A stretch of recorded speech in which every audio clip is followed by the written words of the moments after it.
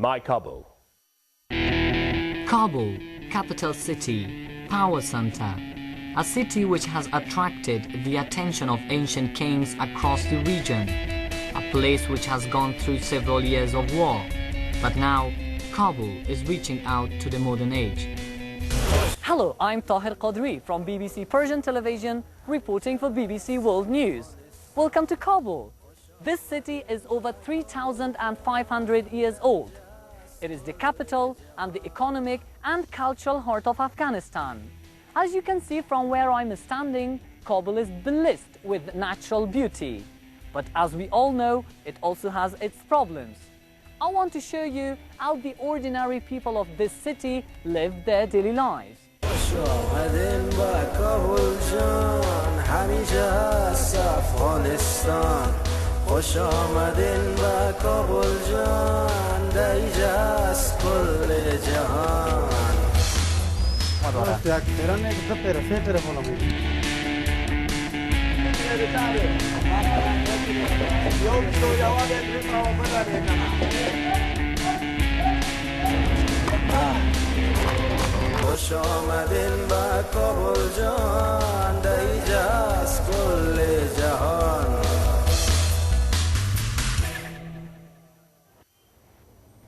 I have come back here to my hometown to look beyond the fighting and the politics and to meet some of Kabul's ordinary residents.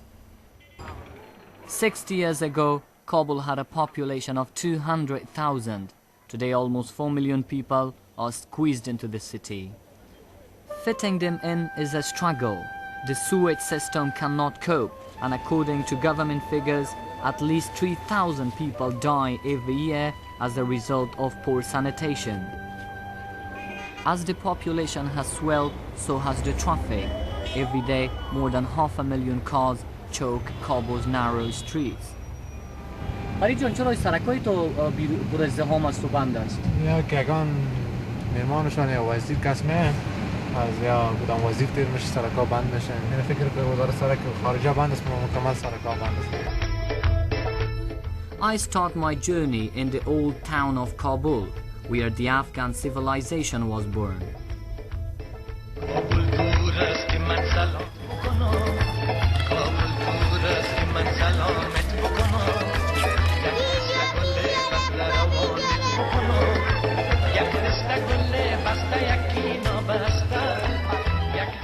The first settlements in Kabul date back more than 3,500 years.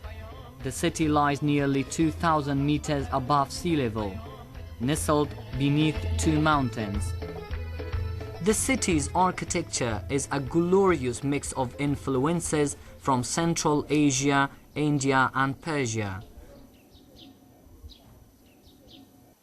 Zahiruddin Muhammad Babur, the founder of the Mughal Empire, who conquered Kabul in 1504, was so taken with the fine climate and spectacular views that he made this city his summer capital.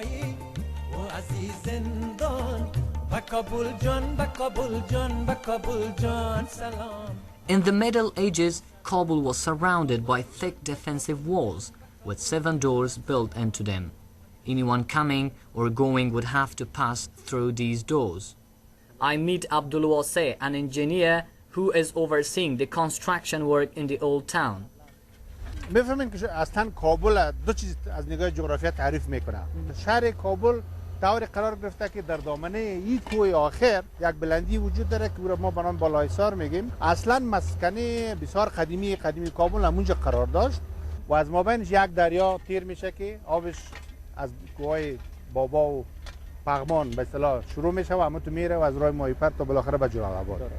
فلهذا یک مکان بسیار خوبی برای زندگی همیشه بوده. فصل بهارش مثلا خوشایند، فصل تابستانش گرم نیست، فصل خزانش پر رنگ و زمستانش همیشه پر برف بوده. Many of the houses in old Kabul are at least 200 years old.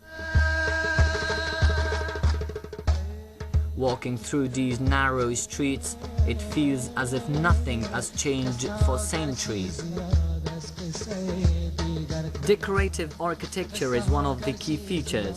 You can still see some of it in the better preserved houses.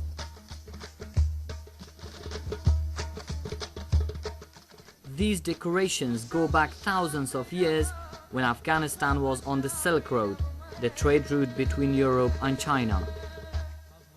I went to visit an old but very beautiful house in this part of Kabul. I meet Farzana, the owner. هی از جمله از یکی از فامیل خانواده های بسیار مشهور کابل یا شهر کنه قدیم کابل است که به اسم عبدالعزیز لنگرزمین مشهور است و ای از جمله از دوستای از فامیلای خود ما می باشه که تقریبا قدامت تاریخیش که فکر کنیم از 200 سال شاید زیادتر هم باشه. یعنی در گذشته ها قسم معلوم میشه که مثلا شهر کنه کابل در نقش و نگاری و معماری خیلی خوب بودن. به صورت عموم تمامش نی، از جمله فامیلایی که بسیار ثروتمند مشهور و به حساب ادبیات دری اگه بگوییم عیاران کاکه های شهر قدیم که بودن به می قسم خانه های بر خود درست میکردن. به خاطر چی؟ به خاطر هزی که وقتی که ما نام از عیاران میگیریم از کاکه ها میگیریم باید او اما قسم خانه می داشت که میتونست حتی به سوی وزیر، پادشاه، رئیس وقت به اینجا بیاید دعوت شود و بعد علاوه از این مردم هام که اینجا بودن چون یا کاکه بودن مردم هام در مراسم خاص واره دعوت میکردن و از این خانه ها استفاده میکردن. I was invited to join them for lunch. واقعا خوشمزه است، خیلی خوبش پخته کردین. بسیار زیاد تشکر از مهمان نوازیتان. خداحافظ. دیگه خوش شدم. خداحافظ. ببخشین. The beauty of the old and delicate decoration means a lot to some of old Kabul's inhabitants, but for others it does not compensate for the fact that life is a daily struggle for survival. To see how poorer people live and what problems they have, I traveled to another part of Kabul called Dehmazang.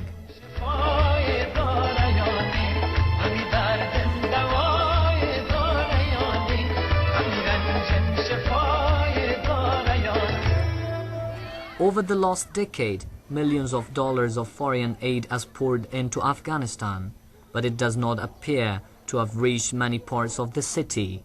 This district is just 2 kilometers from the center, but has no sewage, no running water, and no rubbish collection.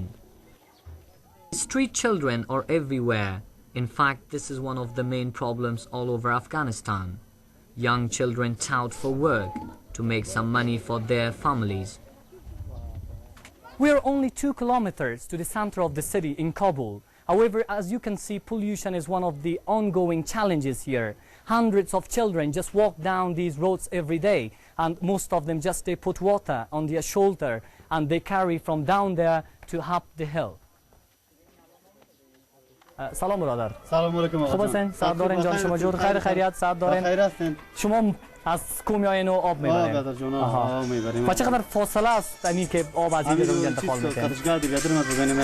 ها؟ چقدر وقت در بر میگیره؟ یک نیم ساعت راه 1 ساعت راه میای که متخانه میبریم. هر روز شما از اینجا میبرین؟ هر روز از اینجا میبریم. آها. و چقدر مشکل از زندگی کردن در سر بسیار مشکل است. خواهم با مشکل است. هر چیز مشکلات زیاد داریم برادر. دیگه حال خودتون هم اگه میرین امروز ما ببینید چقدر مشکل ما داریم ما مردم.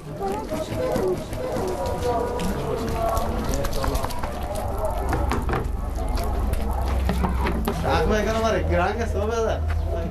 اینو سعی کی بسیار ولست از کوچه بسیار کو در کل منطقه کوچی کلان است.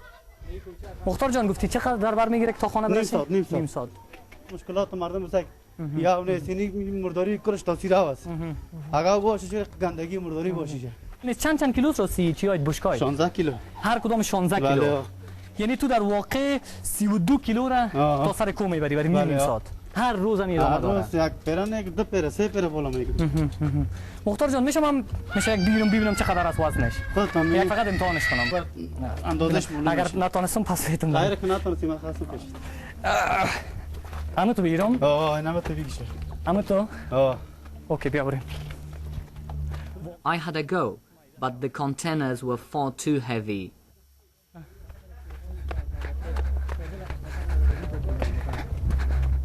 I lost it just a few meters.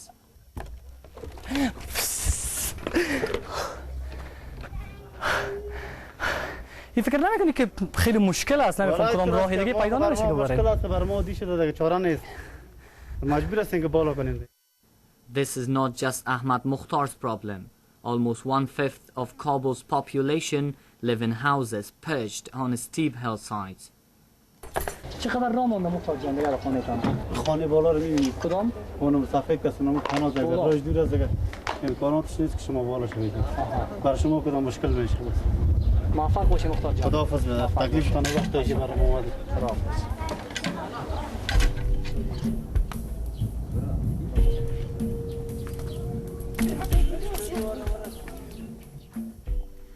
Kabul is famous not only for its old houses and its vivid decorations, it is also a place with holy shrines and mosques.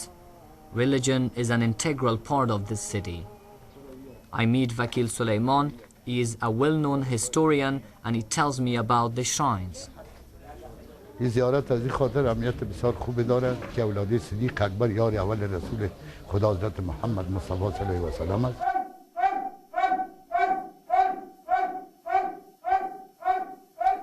و این چقدر اهمیت داره این مکان مذهبی و تاریخی در کابل قدیم؟ اینطوری احمد داره پدر که بعد از جابر و جبیر، کسی جابر میگه، جابر نیست، جبیر است و در تمیم انصار دفن است. بعد از این آمدن در شهر کابل کنده دین اسلام جبیر صاحب آورد که تمیم صاحب که اونا در وقت زنبورک شاه که در دیوال گور شده بود، دیوالای سر کوی شیر دروازه و زنبیلک شاه زنده بود، اینا را به شهادت 3500 اصحاب پیغمبر در شهدای صالحین مدفون هستند و اینا که آمدن بعد از اونا دین اسلام اینجا آمد، یا آمدن اینجا خوششان آمد و اینجا آمدن اینجا دفن شدن که به نام ضامن کابل حضرت عاشقان عارفان مسماس و هر مسافری که در شهر کابل درآید به برکت خدا و یه اصحابای پیغمبر گشنه نمیماند. As another day breaks, I head to Kabul's musical heart, a district called Kharabat Khana.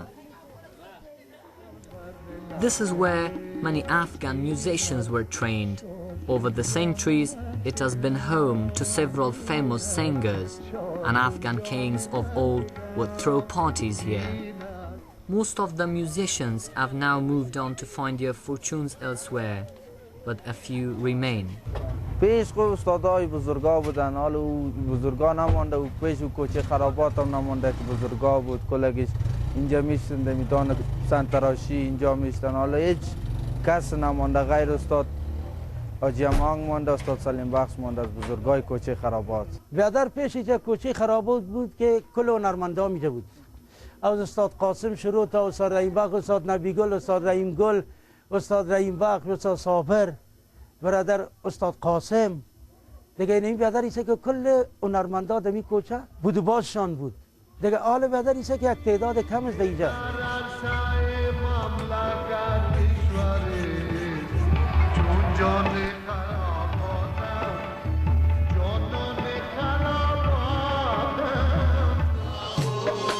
Music also played its part in Kabul's religious traditions. Over the centuries, Sufis, followers of Islamic mysticism, would gather and have religious events, singing and chanting from dusk till dawn.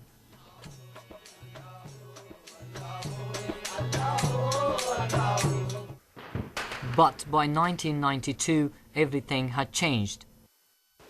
The Soviet Union, which had invaded in 1979, had withdrawn its forces, and Afghanistan plunged into a vicious civil war.